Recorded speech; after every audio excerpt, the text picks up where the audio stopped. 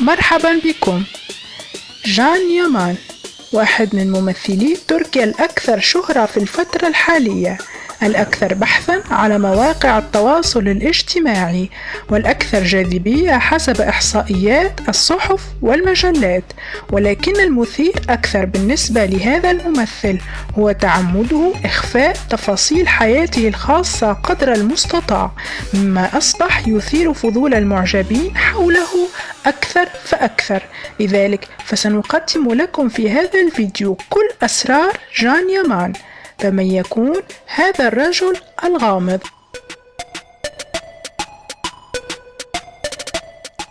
ولد جان جوفان يامان يوم 8 نوفمبر 1989 في مدينة اسطنبول التركية. برجه العقرب وطوله 1.80 سنتيمتر. درس في مدرسة خاصة في تركيا وتحصل على المرتبة الأولى، مما خوله للحصول على تبادل طلابي والذهاب لإكمال مرحلته الثانوية في الولايات المتحدة الأمريكية قبل أن يعود ليكمل المرحلة الجامعية في جامعة يديتيبي في تركيا دارسا في قسم القانون، ليتخرج سنة 2012 ويعمل كمحامٍ في شركة برايس ووتر هاوس لمدة 6 أشهر فقط.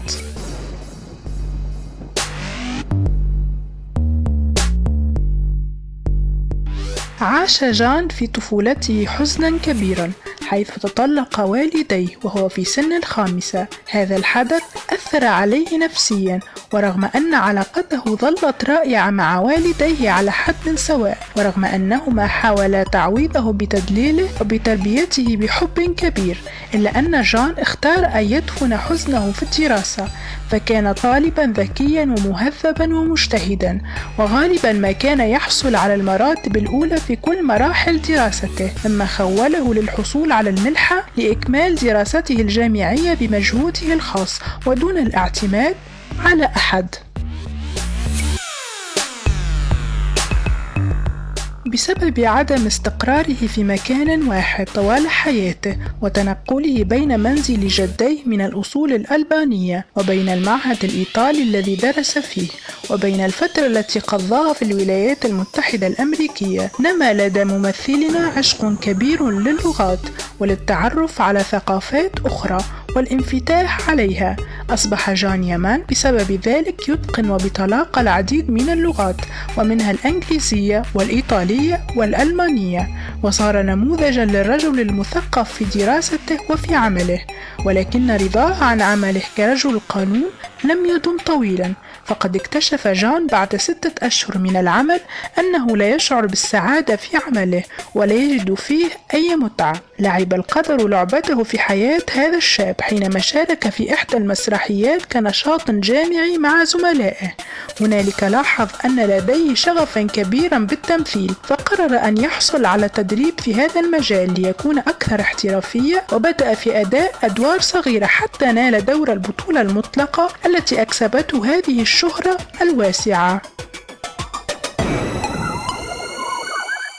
عكس ما تحاول الصحافة أن تظهر عنه، فجان يامان ليس رجلا لعوبا أو متعدد العلاقات مع النساء، بل هو شخصية منظمة وجدية ولا يقبل أي تصرف يتجاوز حدود الاحترام مع أي أحد. هو لا يحب أبدا الحديث عن حياته الخاصة، ويفضل أن يفصل بين العمل وبين أسراره العائلية أو العاطفية. لذلك فلم يعرف عنه أي علاقة مع امرأة غير علاقته الجدلية مع هذه الممثلة، والتي انفصل عنها بعد فترة بسبب اكتشافه لخيانتها له.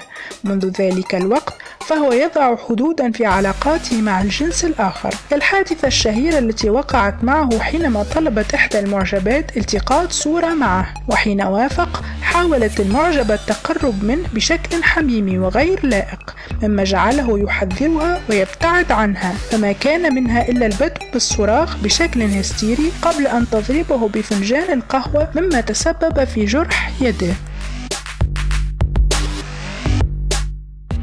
حياة جان يامان مع المعجبين لا تخلو من الجدل، فأثناء تصوير مسلسل الطائر المبكر مع زميلته ديميت أوزديمير حاول معجب ما اقتحام مكان التصوير وبدأ في إلقاء السباب على ديميت وعلى العاملين، وحينما حاول جان منعه بهدوء وقعت الكاميرا على ذراع المعجب، مما جعله يدعي للصحافة أن جان هو من اعتدى عليه بالعنف، ولكن ديميت لم تسكت ودافعت عنه بكل شراسة مثنية على احترامه دوما لمعجبيه.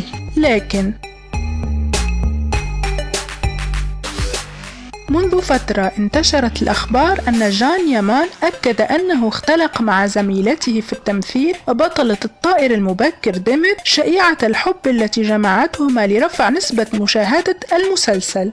ديميت أوزديمير هاجمت جان بشدة بعد هذا التصريح وطلبت منه الاعتذار علنا قائلة: لن أسامحه أبدا على تلفيق هذا الخبر، إنه يهينني ويسيء إلى صورتي ومصداقيتي أمام جمهوري. أثناء تصوير مسلسل قديم لعب جان بطولته مع الممثلة سيلين السويدر. وقع شجار بينه وبين سيلين. ادعت الممثلة أنه ألقى عليها أثناء مشاجرتهما كوبا من الشاي الساخن، ورفعت قضية ضده في المحكمة.